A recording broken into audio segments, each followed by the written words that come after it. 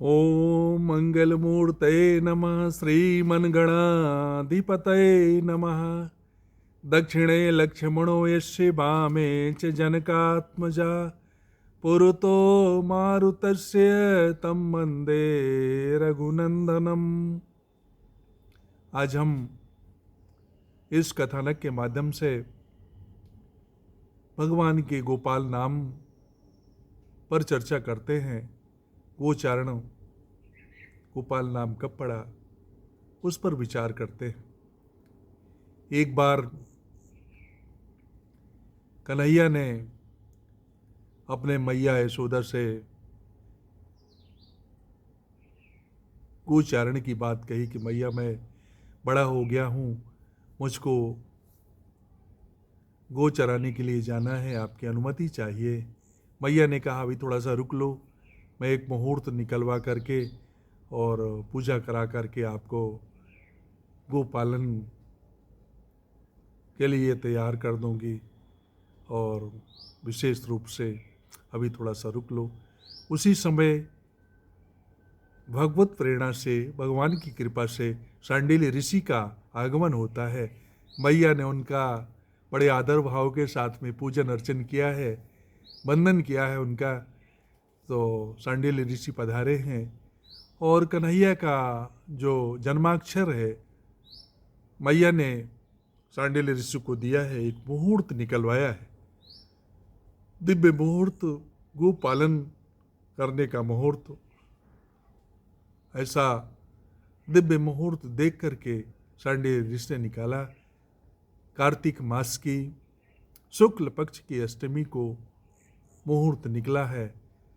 उस दिन मुहूर्त ऋषि ने जब बताया तो भगवान कृष्ण के अंदर अद्भुत कौतूहल हुआ, उनको बड़ी प्रसन्नता हुई और उन्होंने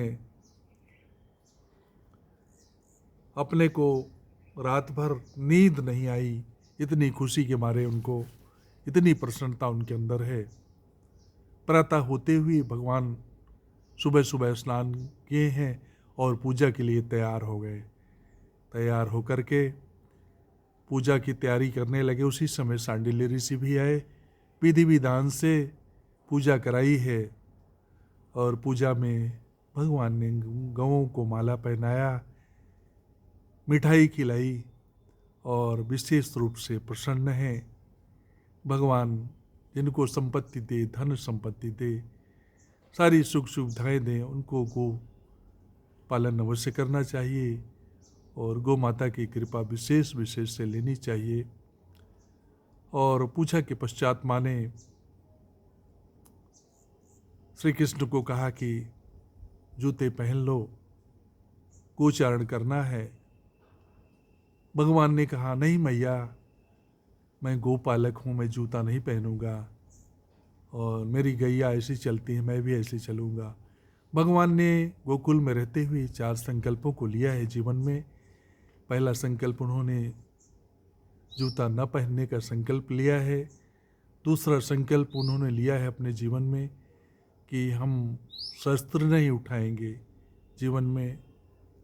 और तीसरा, सिले हुए कपड़ों को नहीं पहनेंगे, क्योंकि उनके कुछ बालक, गोप साथी कुछ गरीब थे, तो कपड़े खरीदने की, सिलाने की सामर्थ्य उनमें नहीं थी। तो भगवान भी बिना सिला हुआ कपड़ा ही पहनने का जीवन में संकल्प लिया है। और चौथा संकल्प जीवन में उन्होंने लिया कि हम केस, जो अपने बाल हैं उनको नहीं उतरवाएंगे, ऐसे ही केस रहेंगे। भगवान के संकल्प हुए हैं। कहने का अभिप्राय, भगवान की गौ माताओं पर, गायों पर अनवरत अटूट कृपा है, अटूट श्रद्धा है। पुराणों में भी वर्णन है। आजकल तो गो कथाएँ भी चलने लगी, सप्ताह सप्ताह तक कथाएं चलती है। कितना महात्मा हमारी गौ माताओं पर है जीवन में। कहते हैं कि अल्प, पुराणों में है ये बात, अल्प मृत्यु पर भी यदि हम गौ माता की सेवा करते हैं, उनको अग्रासन देते हैं, तो हमारी मृत्यु भी टल जाती है।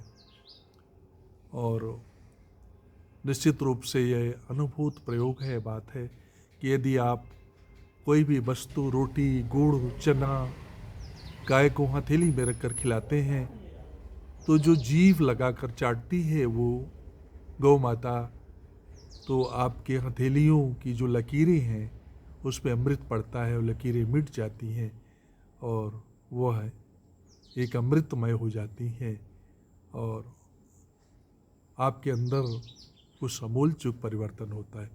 ऐसी कृपा दृष्टि है गौ माता, हम कहते हैं उस गौ माताओं को सत सत प्रणाम है, सत सत वंदन है, नमन है।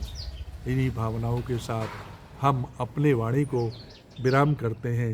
जय श्री राधे, जय श्री राधे, जय श्री राधे।